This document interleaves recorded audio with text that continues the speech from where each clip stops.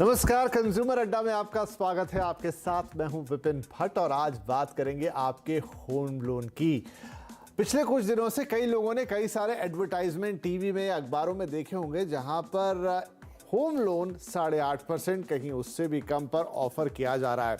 वैसे कई लोग हैं जिन्होंने पिछले 2 साल के अंदर ढेर सारा होम लोन लिया, ढेर सारे लोगों ने लिया क्योंकि रिकॉर्ड बिक्री हुई है घरों की। और वो होम लोन उस वक्त में लिया गया जब ब्याज दरें देश के अंदर सबसे निचले स्तर पर चली गई थी, यानी करीब 6.5% तक लोएस्ट होम लोन ऑफर हो रहा था। तो किसी को 6.5 मिला, किसी को करीब 6.25 मिला, किसी को 7, मैक्सिमम किसी को 7.25 या 7.10 के आसपास मिला। ऐसे लाखों लोग हैं, घर खरीदार हैं जिन्होंने सस्ती ब्याज दरों में होम लोन लिया। लेकिन अब जैसे जैसे आरबीआई ने दरें बढ़ाने का सिलसिला शुरू किया, उनके होम लोन महंगे होते चले गए। और अब यह हालत है कि या तो किसी की ईएमआई बढ़ी है, और अगर ईएमआई नहीं बढ़ी है तो टेन्योर बढ़ गया है। कई लोगों का टेन्योर इस कारण से उनके रिटायरमेंट एज के बाद भी चला गया है। और फिर जब आप ये एडवर्टाइज देखते हैं कि भाई ये तो वापस से सस्ते में होम लोन मिल रहा है, ये क्या? तो भाई बैंक है, वो नए कस्टमर्स को लुभाने के लिए सस्ता होम लोन देते हैं। ऐसे में बताया ये जाता है कि आप भी इस चीज का फायदा उठा सकते हैं। कैसे, वही कार्यक्रम में आज हम चर्चा करेंगे। तो पहले समझ लेते हैं कि हो क्या रहा है, एक नजर डालते हैं कुछ बिंदुओं पे, कुछ टॉपिक्स पे। देखिए, ब्याज दरें बढ़ने से होम लोन महंगा हुआ। डेफिनेटली भाई, हमने 6.5 पे लिया था और अब ये पहुंच गया करीब करीब 9, और कुछ लोगों के लिए तो 10% से भी ऊपर निकल गया अगर ये उनकी रकम ज्यादा बढ़ी है लोन की। ईएमआई बढ़ गई कुछ लोगों की, या फिर रीपेमेंट का टेन्योर बढ़ गया, यानी कि कभी 15 साल में या 20 साल में खत्म होना था तो अब वो 22, किसी का 23 साल तक चला गया। रिटायरमेंट की एज क्रॉस कर गया कई लोगों की, इसलिए उनको चिंता हो गई है कि भाई उसके बाद भी उनकी ईएमआई चलती रहेगी, जो कि एक मोटी ईएमआई है। तो ये वो बिंदु हैं। और जैसा मैंने कहा कि इस बीच इश्तेहार जहां पर 8.5% पर होम लोन मिल रहा है, तो ऐसा कैसे हो सकता है, और अगर ऐसा हो रहा है तो क्या हम उसका किसी तरीके से फायदा उठा सकते हैं? बहुत सारे मैसेजेस भी आपके इनबॉक्स में पहुंचे होंगे जहां एक बैंक आपसे रिक्वेस्ट कर रहा है कि क्या आप अपना मौजूदा होम लोन ट्रांसफर कराना चाहते हैं। हाँ, लगता तो अच्छा है कि तरह करा लेते हैं, लेकिन ये तरीका थोड़ा सा लेंदी होता है, थोड़ा खर्चा भी होता है। यही आज सारी बातें करेंगे कि अगर आपका होम लोन महंगा है, आपको लग रहा है, और कहीं सस्ता होम लोन अवेलेबल है, आपका अपना बैंक उसे सस्ता दे रहा है, तो उसमें आप क्या कर सकते हैं, कैसे उसे सस्ता करवा सकते हैं। इसीलिए आज हमने कुछ खास मेहमानों को भी आमंत्रित किया है, कार्यक्रम में शामिल हो रहे हैं ऑप्टिमा मनी मैनेजर्स के एमडी पंकज मटपाल, rupeapesa.com के एमडी मुकेश पांडे और इंडियन इन्वेस्टर फेडरेशन के डायरेक्टर रजत धर। आप सबका बहुत बहुत स्वागत है। पंकज साहब, आपसे शुरू करते हैं। पहली बात तो ये कि ऑल ऑफ सडन ये 8.5% पे होम लोन की जो एडवर्टाइज आने लग गई, तो क्या बैंक्स को ये मार्च क्लोजिंग करनी थी, ज्यादा कस्टमर्स खींचने थे, इसलिए उन्होंने नए लोगों को सस्ता लोन ऑफर करना शुरू कर दिया? जी नमस्कार, बिल्कुल सही कहा आपने। देखिए, क्या होता है कि एक बोरोइंग कॉस्ट होती है। अब अगर हम बात करें कि रेपो रेट बेस्ड लोन है, तो रेपो रेट जैसे ही बढ़ेगा, आपकी लोन की ईएमआई बढ़ेगी, आपका इंटरेस्ट रेट जो एप्लीकेबल है वो भी बढ़ेगा।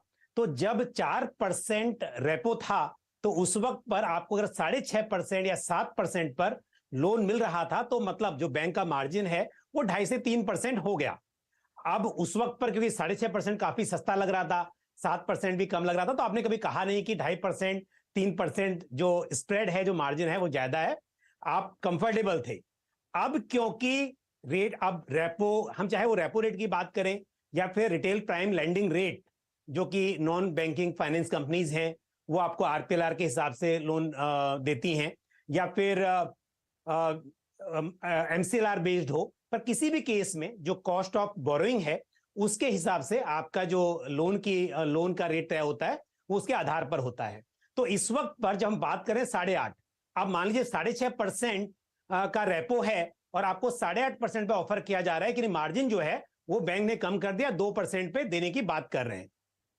यहां पर दो बातें बहुत इंपॉर्टेंट हैं। एक तो ये कि बैंक ने ऑफर तो किया है, बट इसका मतलब ये नहीं है कि उसी रेट पर आपको मिल जाएगा, क्योंकि हर इंडिविजुअल की अपनी एक असेसमेंट होता है जिसके बेसिस पर लोन का रेट तय किया जाता है। तो ये मिनिमम है।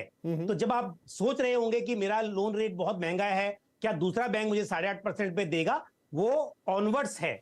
तो आप ये जरूर देखिए कि आपके लिए पहले किस रेट पर एप्लीकेबल था और अब क्या हो सकता है। आप किस तरह के व्यवसाय में हैं, या फिर आप गवर्नमेंट सर्विस में हैं या प्राइवेट जॉब में हैं, आपका सिविल स्कोर कैसा है, इन सब बातों के आधार पर आपका लोन का रेट तय होता है। लेकिन अगर हम बात करते हैं मार्जिन की, तो मैं एक बात जरूर कहूंगा कि अपने ही बैंक से आप बात कर सकते हैं कि वो कैसे उसको कम किया जा सकता है। बट ये जी। तय है कि लोन के जो रेट ऑफ इंटरेस्ट है, वो जो मार्जिन है उसमें फर्क है, जिसकी वजह से नए कस्टमर को कम पर और पुराने कस्टमर्स को जिनका पहले से वो जो स्प्रेड है, मार्जिन है, बढ़ा हुआ है, उसकी वजह से उनको महंगा मिल रहा है। जी, चलिए बिल्कुल। तो मैं हमारे तमाम दर्शक जिनको शायद थोड़ा मार्जिन स्प्रेड के बारे में आइडिया नहीं है, तो उनको एक सरल शब्दों में जो पंकज जी कह रहे हैं उसका बस इतना एक्सप्लेनेशन है कि देखिए, अब आप सब जानते हैं कि रेपो रेट से जुड़े हुए हैं हमारे होम लोन के रेट। और रेपो रेट जब 4% पे था, 6.5 पे मिल रहा था ना, 2.5% रेपो से ऊपर, वो 2.5% आप उसे मार्जिन कह लें, स्प्रेड कह लें, समझ लीजिए वो बैंक आपसे एक्स्ट्रा लेता है, अपना खर्चा निकालता है, अपना मुनाफा निकालता है,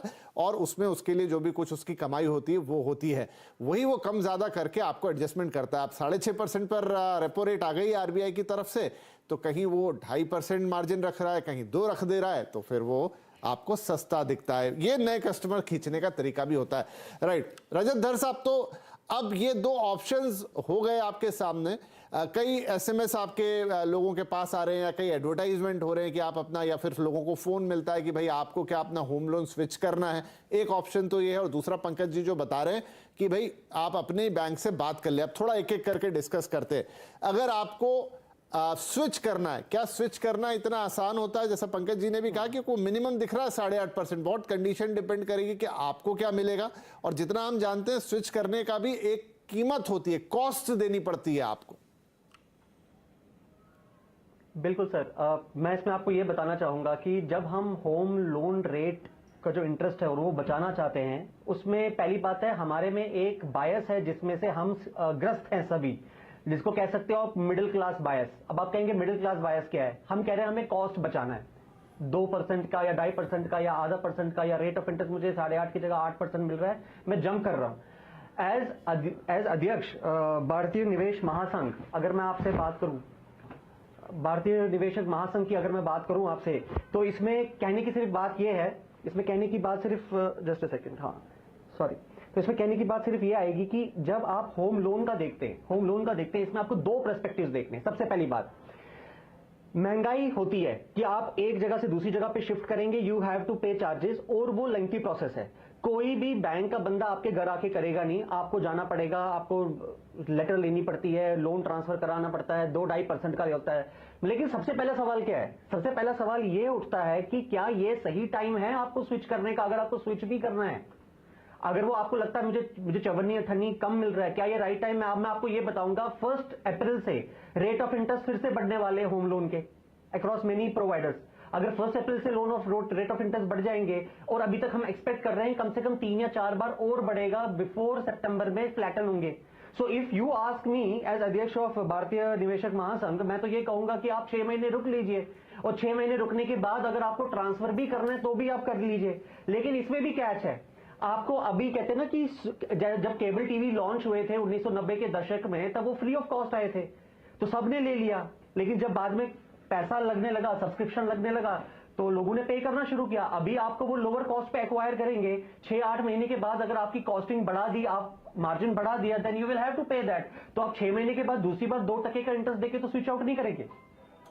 तो ये सिर्फ एक ही चीज है।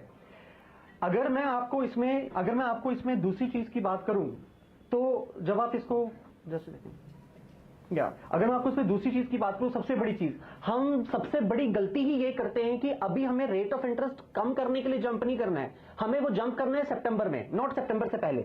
अब आप कहेंगे अगर सितंबर से पहले जंप नहीं करना है, लेकिन पिछले 1 साल में मेरी ईएमआई की जो दर है पर मंथ की, वो 9,000 बढ़ गई है सपोज, या 8,000 बढ़ गई है, तो मैं उस चीज को कम कैसे करूंगा? तो एज ए पोर्टफोलियो मैनेजर भी अगर मैं आपको बात करूं, मैं आपको एक सिंपल एग्जांपल देता हूं। आपको क्या करना, आपने सारे का सारा पैसा तो लोन में लगाया नहीं है, कुछ पैसा आपकी सेविंग्स का भी है। तो सेविंग्स में क्या आपकी 5% की एफडी आपने रिन्यू करके 8% पे करी है? क्या आपने 8.5% पे एफडीआं करी हैं? अगर आपने एचडीएफसी लिमिटेड या पीएनबी हाउसिंग या एलआईसी हाउसिंग की एफडीज ले रखी है, या